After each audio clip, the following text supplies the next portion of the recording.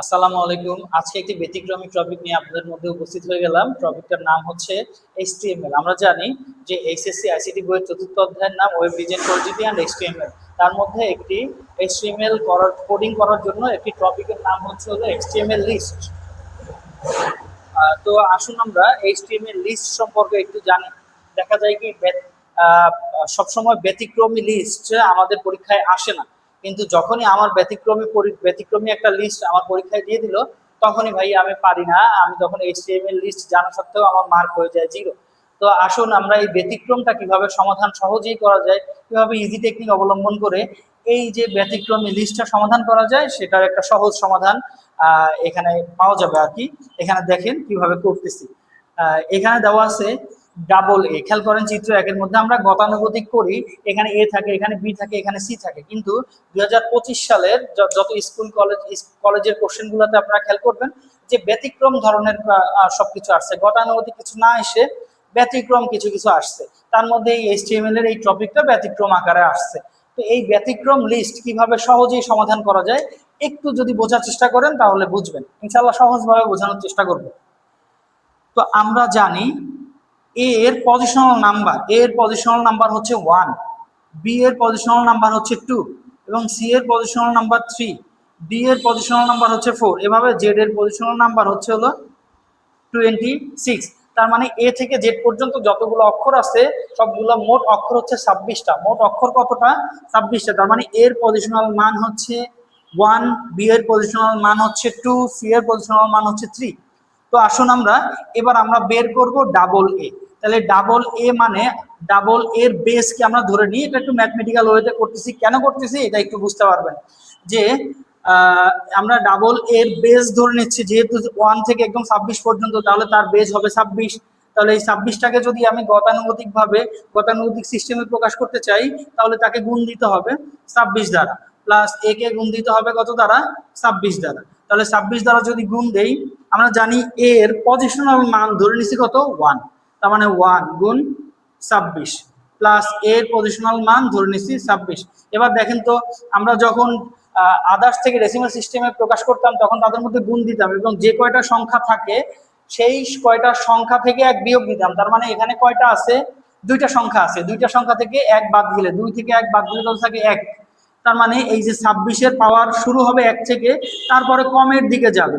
26-এর পাওয়ার 1 শুরু হবে, তারপরে কমের দিকে যাবে। এখানে 26-এর পাওয়ার 0 হবে, মানে প্রথমটা 1 হবে, তারপরে 0 হবে, তারপর -1 -2, এভাবে কমের দিকে যাবে। যে কয়টা সংখ্যা, যেটা পাওয়ারটা দেওয়ার সিস্টেমটা কি, যে কয়টা সংখ্যা আছে তার থেকে 1 বিয়োগ। তার মানে এখানে দুইটা সংখ্যা আছে, তার মানে তার থেকে 1 বিয়োগ দিলে কত হবে? 1। তাহলে 1 থেকে শুরু হয়ে এক এক করে কমতে থাকবে, কারণ 26-এর পাওয়ার 1 আর এখানে 26-এর পাওয়ার 0। আর এখানে 1 কেন হয়েছে? কারণ এখানে এর পজিশনাল মান হচ্ছে 1, বি এর পজিশনাল মান হচ্ছে 2, সি এর পজিশনাল মান হচ্ছে 3। এভাবে করে এ থেকে জেড পর্যন্ত মোট 26টা অক্ষর আছে, তাই এর ভ্যালু হচ্ছে মানে বেজ হচ্ছে 26।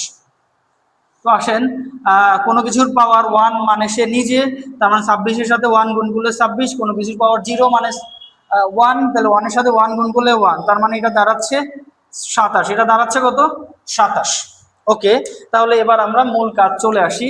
আমরা যে 1 নাম্বার চিত্রটা একটু খেয়াল করি। 1 নাম্বার চিত্রটা হচ্ছে কিভাবে করতে হবে, যেহেতু এটা অর্ডার লিস্ট নাম্বারিং করা আছে, তাই আমরা ওএল ব্যবহার করলাম। এবং তার টাইপ খেয়াল করবেন, এবং তার টাইপ, এটা যেহেতু এ থেকে শুরু আছে তাই আমি টাইপটা এ দিয়ে দিলাম। এরপরে আমি আরেকটা অ্যাট্রিবিউট ব্যবহার করছি, সেই অ্যাট্রিবিউটটা হচ্ছে স্টার্ট, এবং স্টারটার ভ্যালু এই যে 27 করে দিলাম। স্টারটার ভ্যালু কি করে দিলাম? 27 করে দিলাম। ওকে, তাহলে স্টারটার ভ্যালু 27।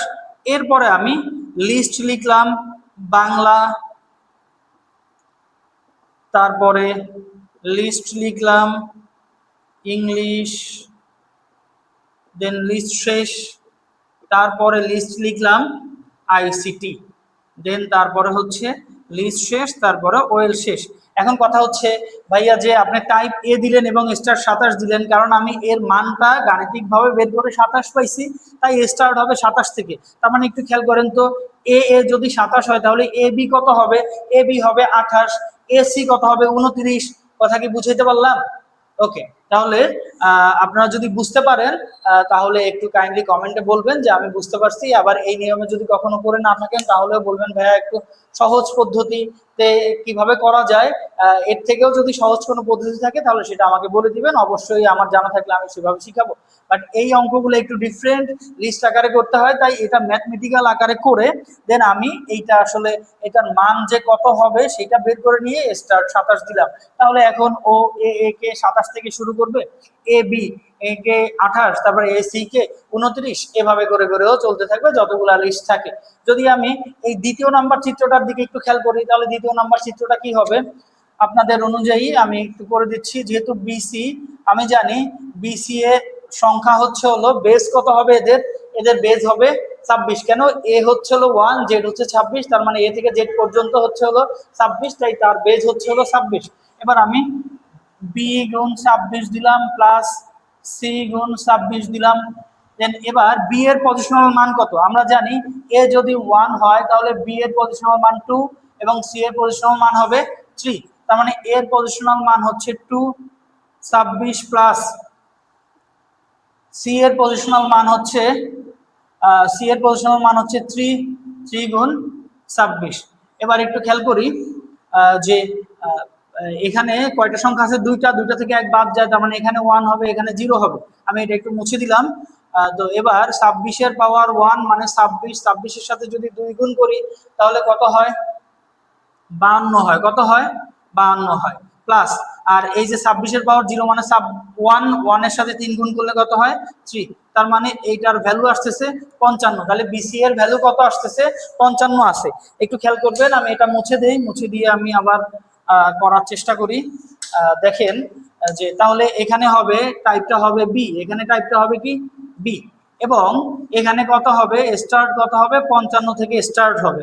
তারপরে দেখেন এই যে বিসি 55, তাহলে বিডি কত হবে 56, বিই কত হবে 58। এবার এভাবে করে আপনারা জটিল থেকে জটিল এই ধরনের লিস্ট কমপ্লেক্স করতে পারবেন। যেমন এইটা, এই যে আমরা এই ম্যাথমেটিক্যাল ওয়েতে কেন করলাম, এই ম্যাথমেটিক্যাল ওয়েতে করলাম এই জন্য যে আমাদের যখন এর থেকেও বড় কমপ্লেক্স জিনিস লিস্টের মধ্যে থাকবে তখন আমার করতে অসুবিধা যেন না হয়, সেজন্য আমি এই যে বেস ভিত্তিক বা ম্যাথ ভিত্তিক এই লিস্টটা করে দেন তারপরে এই লিস্টের সমাধান করলাম। আশা করি এটা একটা খুব সুন্দর টেকনিক, আপনারা যদি বুঝতে পারেন এবং মনে রাখতে পারেন আশা করি আপনারা খুব উপকৃত হবেন। এই ধরনের লিস্ট আসলে একদম নিশ্চিন্তে নির্ভয়ে এভাবে করে দিবেন, আশা করি সবাই 100% রাইট উত্তর দিয়ে পরীক্ষার হল থেকে বের হয়ে আসতে পারবেন। সবাইকে আল্লাহ হাফেজ।